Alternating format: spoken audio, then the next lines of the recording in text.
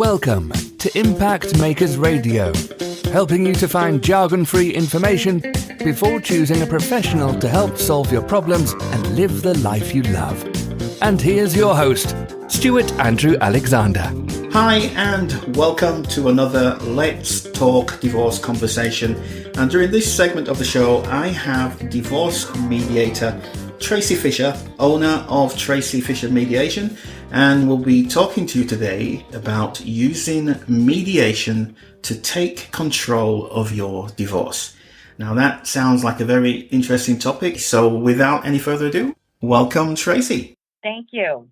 I'm happy to be here. You are so welcome. We're so happy to eventually get you on here. It's taken a little while because you've been very busy. So Tracy, it goes without saying that anything you share with us today is not any form of legal advice or legal assistance. It's purely for the purpose of disseminating information. So could you just go ahead and briefly expand on that in your own words for our listeners, please, Tracy? Great. I am here really to talk, to educate people, to give them information about divorce mediation and taking control of their divorce, not to give any legal advice or legal assistance, even if it may sound as such. I am not doing that. Perfect. Thank you so much for that, Tracy. So can you briefly describe your company, the people you serve, and the kinds of situations that they often find themselves in when they come to you for your help? Absolutely. So I am located in the Boston area of Massachusetts, which is a pretty wide area, and I am primarily doing all mediation virtually. So really anyone in Massachusetts can contact me. The people that I see are couples and families, and I am helping them through separation and divorce. My goal is to focus on a marriage ending and not a family ending. A family is continuing, and that's really important to remember, that the family continues even after divorce, and those relationships stay put together, and that's most important. The people who I see can be couples, they can be families, they can, it can be a gray divorce, people in their 60s and 70s. There can be couples who are very amicable and really know what they want to do, all the way to the other extreme of couples where one person wants to get divorced and the other person says, absolutely not, I don't want to get divorced and I'm not participating in this. I deal with situations when people are getting married and they want to mediate a premarital or a prenuptial agreement. And there's also something in Massachusetts called a post-marital agreement, where people, while they're married, not yet divorced, are thinking about how to resolve their finances if they do eventually get divorced. It's a way to stay married, but to have your finances, how they're going to be divided, really decided beforehand. So anybody thinking about divorce is a potential person to be interested in divorce mediation. Perfect. Thank you for sharing that with us, Tracy. So now that we know who you help and the kinds of people who come to you and the various situations that they find themselves in, let's address our overarching topic for today, which is using mediation to take control of your divorce. So with that said, and taking that topic into consideration, what are the benefits of using mediation to take control of your divorce, Tracy? Well, I would say that, number one, if you don't use mediation, you really, and this is a kind of strange thing to say, but if you don't use mediation, you really have no control over the divorce process because of the different people involved. So the person, you have an attorney, your spouse has an attorney, there's the judge in court, and all those people interact and make decisions and create timeframes that you really have no control over. So mediation is really one of the only ways to actually participate in the timing, the cost, how it's done, where you can have that control. So why do you want that control? You're in the driver's seat. You have much more opportunity to get to a result in a time frame at a cost. Mediation is better for children and families. There's no question that, if you want to control the outcome of your divorce and how it affects your children, mediation is the number one opportunity to do that. It's certainly less expensive. And mediation also takes a much more child-centered approach where how things are dealt with are really focused on how it is going to impact the child or children of the family. When you use sort of an adversarial approach, children really aren't thought of that much. So that's what I would say. Well, thank you for that, Tracy. I love what you said right at the beginning there, where you stated that if you have no control over your divorce, if you don't use mediation. With that said, then, I'm sure as you go about your day-to-day business that you come across myths and misconceptions out there about the divorce mediation process. So could you share for our listeners just some of the biggest myths that you come across on a regular basis while you're out there helping your clients? One myth that I hear about frequently is that one party, usually the wife, is not going to receive as good a financial settlement as she would if she went through an adversarial litigated type divorce. And why do you think that myth exists then, Tracy? I think the course of mediation over 30 to 40 years, a lot has changed in the process. I think maybe at one time that could have been possible. I don't think it is now. Unfortunately, first of all, to say it's a myth because there is no data to support that. There's no way of determining how the outcomes are in mediated agreements compared to litigated agreements, with constants of the same amount of money, the same length of marriage, the same finances. It's not possible to determine that. So in mediation, it can also be flipped around where, say, a husband chooses to, and I've seen this many, many times, where a husband will say, I want my spouse to be financially okay. I want her to be financially comfortable, and I'm going to do more than I need to. Well, in a litigated divorce, that's not going to happen.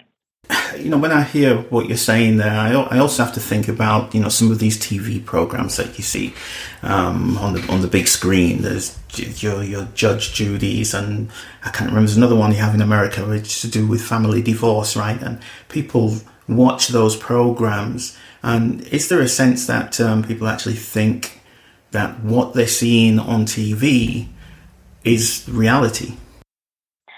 I hope not.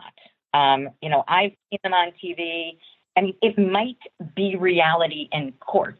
Normally, when you're in court, you have an attorney speaking for you. You're not speaking on your own. So that sort of weeds out a lot of the commentary. So, it's not what I see in mediation. I see people who are, generally thoughtful and, doing their best to not, kind of make ridiculous demands. I mean, that's not what we're there for. So I hope people don't think that's reality.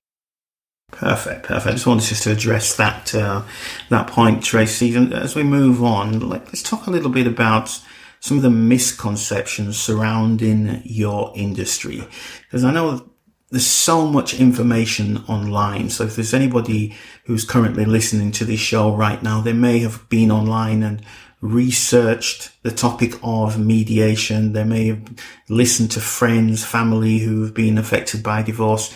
So it's easy to create a perception of what is true about your particular industry. But from your perspective as a professional, what are some of the common misconceptions that you'd like to address about your industry today, Tracy? Well, for one misconception that I do hear when I talk to people just thinking about mediation, I speak to a lot of people who are, just want to know about it, and I'm giving them information. And one, something that they repeat over and over is that, my spouse is manipulative. My spouse is a bully. My spouse yells. I don't want to speak up. I can't share my thoughts. It's too hard. I'm not going to be able to negotiate for myself. And, that's very common, but it's not reality.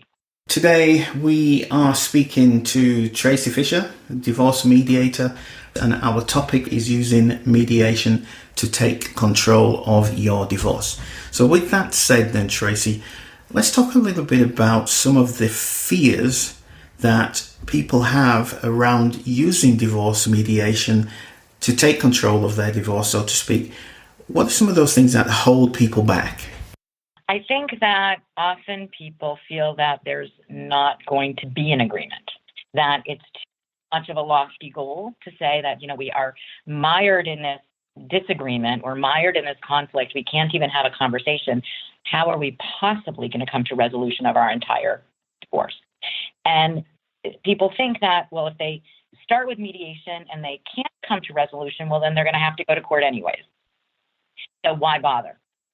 And again, that is really not a valid fear. If that's the case, what would you recommend people do to get past that fear? So this may sound, it's not hokey, but I'm being perfectly honest that when you're mired in the divorce process and thinking of all the changes, people are extremely negative and depressed. And, everything is, it's not going to work. It's not going to help. I'm not going to get through this. I'm not going to be able to manage. And to focus on the positive, to really and truly think about how I'm going to get through this, how I'm going to get to the next step, and put together, whatever it is in your head on a piece of paper, how I am going to get through this, that I can think positively, even if it's just how do we separate, and I'm going to be able to do that one step at a time, thinking about that. The other thing is that when you feel like there's going to be no agreement, the reality is you often in mediation will have attorneys as your coaches representing you on the outside. So those attorneys can still negotiate. They can help you, give you advice to help you come to resolution. The reality is that even when people go through the adversarial process with two attorneys, maybe not getting to the end trial, but where their attorneys are leading up to that, 90% of those end up in agreement anyways. So it's really, agreement is probably 95% of all divorces, whether they get there in mediation, negotiation, on the courthouse steps. It's the 5% that actually hear from the judge. That's really, of course, sorry, go ahead. So it's most likely that people will come to agreement. Right. That's really interesting what you're saying there, Tracy, and specifically related to the next question that I have about people when they're looking for a professional to represent them, to help them. What are some of the perceived obstacles that may prevent them from seeking the help of a divorce mediator like yourself? That's a very good question, because I hear that all the time as well. Most commonly people say, I know my spouse, my husband, my wife wouldn't be willing. I know I would not want to sit in the same room with me. They're not going to want to discuss this. They want to get the most they can. They want to take me to the cleaners. And that's a perception that it's truly an obstacle, because they really don't know. They have no idea. They haven't been able to have that conversation with the spouse. So they don't know if the person's willing or not. And that person doesn't have all the information to make a decision. So keeping that example in mind, Tracy, can you share an example of how you've helped somebody who was in that situation, or even how you would go about helping someone in that situation to overcome that obstacle and succeed in taking control of their divorce? Absolutely. So when I am contacted by a prospective client who's thinking about divorce mediation, whether they see me on my website, get a referral, or they're a friend of a past client, I have a short conversation, completely neutral conversation with them about mediation. And then I say, whether or not they think the other spouse is not interested, I always say, I would like to have a conversation with your partner. The same conversation I had with you, so they can understand the process directly. And especially when someone feels their partner is not willing, it's often because they're afraid to bring up the subject. They may not have said, they may have said they want to get divorced, but they're not really giving a reason or a way to do it. So by having me talk to that other spouse, I'm explaining to them, what really happens in mediation, what really are the benefits, what really are the choices, and why it makes sense. You can choose to go along with the process and make it easy, and then it's going to be, less emotionally devastating, less costly, etc. Or you can kind of dig your heels in and do nothing and wait for your spouse to file a complaint for divorce and go to court, and that's going to be, really expensive, and that's going to take a lot of time. So by the time I've explained to the spouse what the options are. They're like, yeah, let's mediation. That's the way to go. So for anybody who's listening in right now, Tracy, when it comes to taking control of their divorce through using the divorce mediation process, what's a common pitfall, or let's even say a mistake, that they need to be aware of? Because I'm sure there are so many that people make even before they come to speak with you. But if you could just share one or two, that would be great. Thank you. Sure. So this is something that this is something that happens during the mediation process that I think is a mistake. I think we live very busy lives. We squeeze everything we can into our day. We rush from one thing to another. And I don't think that people prepare for mediation. They may have their homework. They may have their financial statements. They, may have made a call to the lawyer during the week, but they don't have the emotional preparedness that they really need to be in a space to have this difficult conversation. And I now that I'm doing all mediation virtually, I find people are likely to be in a better place because they're not rushing they're not looking for a parking space. They're not afraid they're going to be late, that they have a little bit more time to prepare. But I think that's the number one, really, it's a pitfall. You need time to be prepared. So the question may sound obvious, but how would one go about preparing for mediation and avoiding that pitfall or that mistake? So I think it's not obvious at all. I think people need to spend a little time, be it a few hours before the meeting or right before the meeting, taking a deep breath, maybe meditating, maybe thinking about what they would like to accomplish from that session, maybe thinking about what their goal would be for that session, to think about reframing their way of thinking into a positive perspective, to try to eliminate all the negative thinking. Even just saying, let me take time to center myself. Maybe writing down some things, taking a moment to, write down things I always wish I could say to my spouse, and they're written down. So you don't need to feel that. You need to spew them out in the mediation.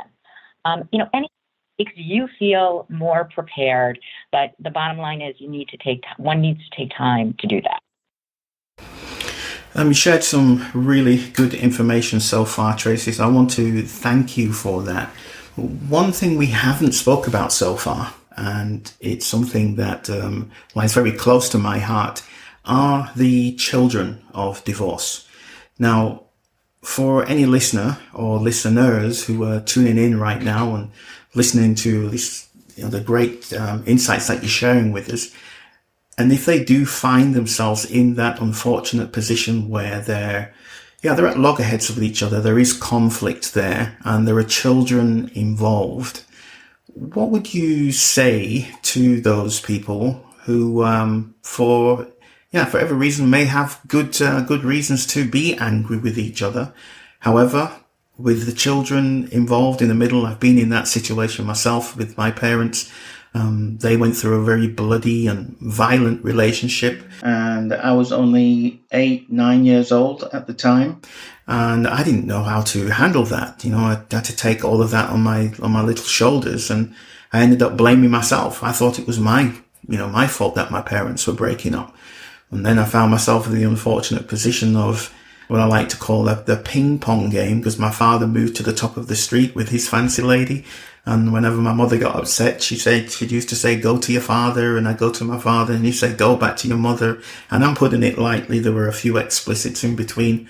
So, that had a massive impact on myself and my character. And, through my young teenage years and my young adult years, it had a massive impact on the decisions I made in life. And it wasn't until very later on, when I was about 40, when I really started to investigate, why I do certain things in life, why I take certain decisions, and found out that a lot of it led back to my childhood and the experience that I had and the trauma I went through.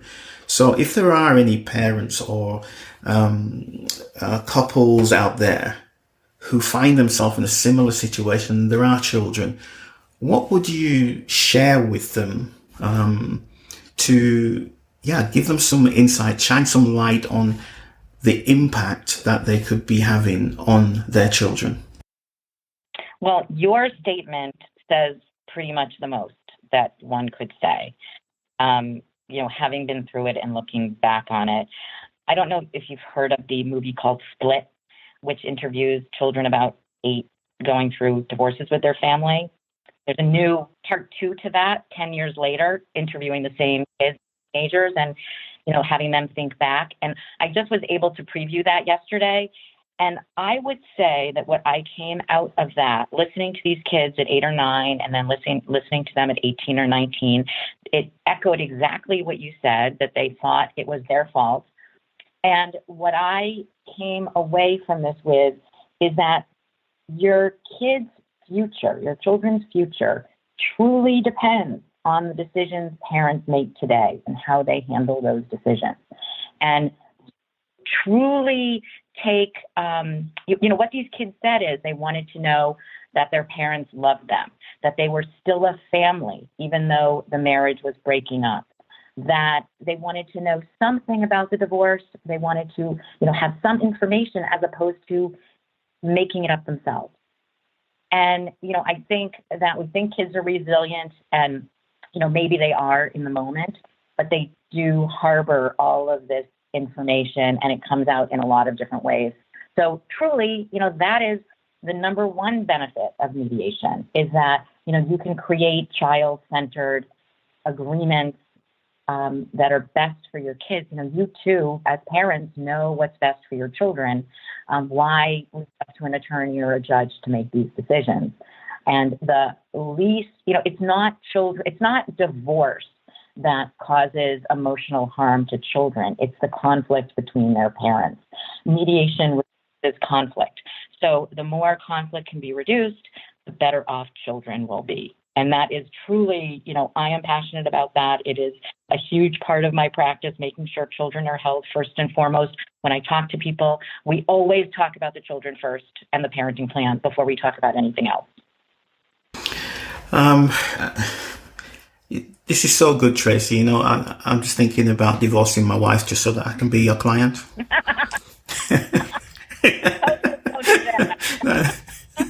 Not advisable? No? Okay. But seriously, that is some really sound advice. And I always say, let me just say this to the listeners who are tuning in right now. Love your children more than you hate each other right now. That's kind of like the moniker that I use throughout these interviews on Impact Makers Radio Let's Talk Divorce series. Love your children more than you hate yourselves right now, because they are the invisible, innocent voices. So, I think we've said enough on that topic for now. So if we can just move on and I'd love to speak a little bit more about yourself, Tracy. Nobody wakes up one morning and just says, I'm going to be a divorce mediator. There's always some long, winding, meandering path to, where one finds themselves today. So please share a little bit about your backstory. What led you or what inspired you to become the person you are today and what you do today? Well, thank you for that. I went to law school because my father said you should go to law school. And this was, plus years ago. And I didn't really like being a lawyer. I started out doing some general practice law, working with, in the probate court with divorce. And I would spend time, if there's any contested child-related matter before the court, you would have to go to family services where they had a kind of social work meeting, but it wasn't private, it wasn't confidential. So the parties have a place to talk, and then it was reported to the judge. And I enjoyed being there, but I felt there was a better way. I enjoyed that part of the court process. I didn't like being in court. I didn't like how things ended up. So I just kept thinking, there's got to be a better way. There's got to be a better way. And, I was in a lucky position that at the beginning of my career, and 35 years ago, people didn't know what mediation was. They thought it was meditation. They thought it was to get back together again. And so I was really one of the first round of people in my area who were doing divorce mediation. And it was a huge amount of education. of the community at large. It was constantly educating. But I got such a good response, and I just saw how much I was really helping people to have an alternative to the typical way of getting divorced. And so I got in it early. I was very lucky to be able to do that and to find it at the right time. And, it used to be don't quit your day job. And now judges are retiring and they want to become mediators, or attorneys are leaving in the middle of their practices and they want to become mediators. So I feel very lucky to have gotten in the beginning because I feel like I'm truly, truly helping parents, families, and for a long time. So, Tracy, would you say there's a growing interest in the divorce mediation process as opposed to the Pitbull Terrier divorce attorney fighting it out and dragging out the process in court? Yeah, I think yes, and I also think over time, I have seen in my clients they don't trust attorneys, and I'm not saying anything bad about attorneys. I'm just saying this is the perception that they have. They don't trust them. They don't like them. They don't want them to get involved. They want to do it, and so there is this negative feeling about attorneys that's leading people to say, I want to be in control. I want to use mediation. I'll still have an attorney review my agreement or help me or give me advice, but I don't want to put my whole life in their hands. So if there is somebody who is looking for the services of a divorce mediator, what's the most important thing that they should consider when they're evaluating a professional like yourself? Experience is one, number of years of doing this, their professional background. Are they a lawyer? Are they a therapist? Are they a financial person? They have some advanced degree in some part of this area. Really anybody can say they're a mediator. They don't have to have any particular background or education. So I think education, experience, looking at online reviews is also good. And then most importantly is certification. I think various organizations provide certification for divorce mediators, and it may not be a state certification. Some states do, some states don't, but at least that there is an organization of people who have looked at this mediator and, read their agreements and checked out their education, and at least they've been, up to some level where a organization has actually vetted this person and has seen their qualifications. You may not be up to checking out those qualifications, but at least some other professional organization has.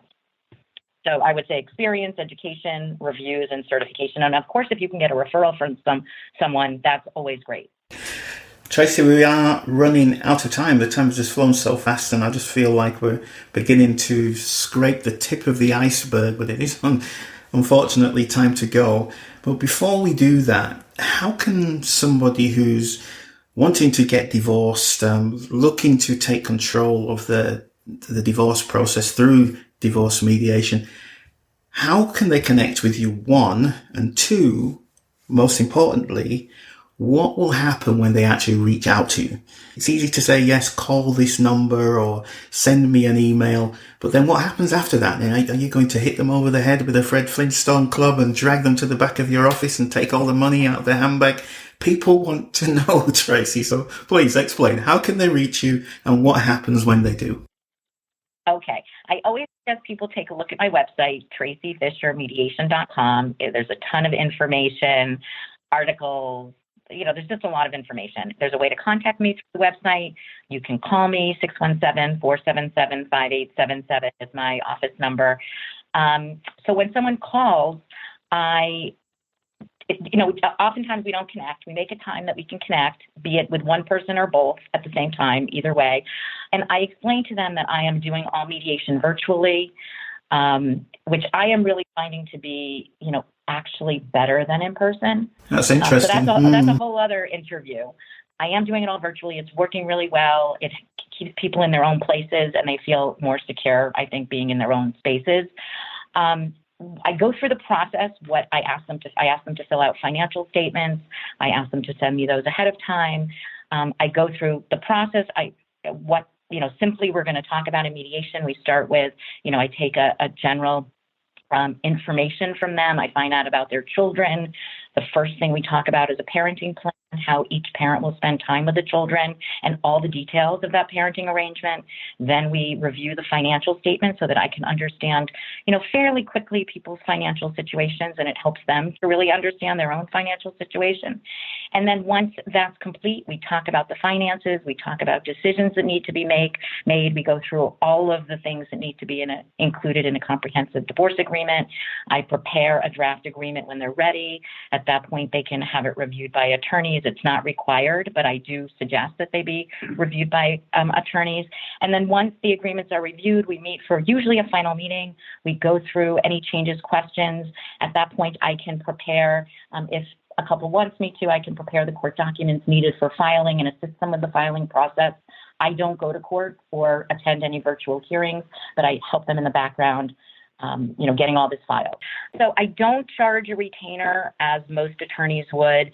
I feel it's really important that people understand the cost of mediation. And so I ask for payment at the end of each session and before I prepare any documents. So people are well aware of the costs and they're able to control the costs if they wish. It's really important that the mediation be economical, and I try to keep the costs down as much as possible. And it really is a very economical way of divorcing. We are out of time for today, so let me just remind everybody that we have been listening to Divorce Mediator Tracy Fischer.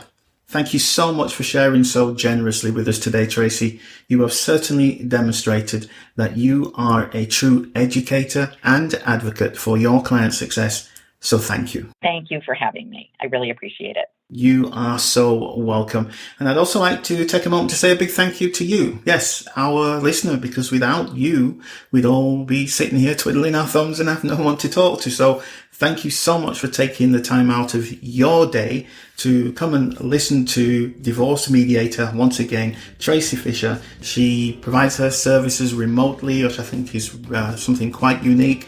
Don't hesitate to reach out to her, contact her via her website, give her a call. She shared her phone number. We will have her contact details below the show on the website in the show notes.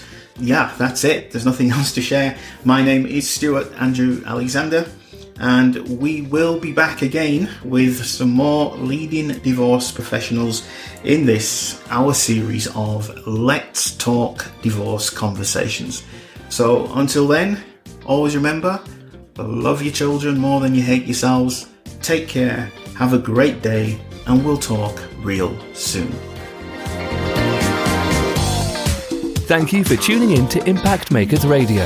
To listen to all past, present and future industry thought leaders and trendsetters, visit us at impactmakersradio.com.